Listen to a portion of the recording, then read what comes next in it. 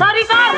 Sir, நம்ம இங்க ஆடுறதுக்காக வரல, நாடக ரிஹர்சல் பார்க்க வந்திருக்கோம். அப்படியா? நான் ஆடுறதுக்கு மட்டும் தான் நினைச்சேன்.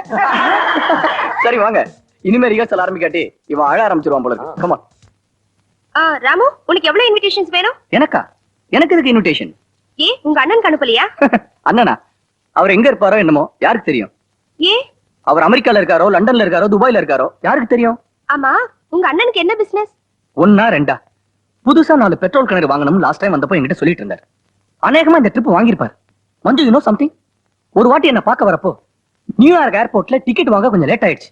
அவ்வளவுதான், வித்தின் 45 மினிட்ஸ் ஒரு புது பிளேன் வாங்கிட்டு இங்கே வந்துட்டாரு. என்னென்ன இந்த மாதிரி பண்ணிட்டீங்கன்னு கேட்டேன். டேய், மனுஷனுக்கு டைம் தாண்டா முக்கியம்னாரு. அந்த மாதிரி பிஸியா இருக்கிறவரு இந்த மாதிரி சின்ன சின்ன ஃபங்க்ஷனுக்குலாம் வந்து டயத்தை வேஸ்ட் பண்ணுவாரா?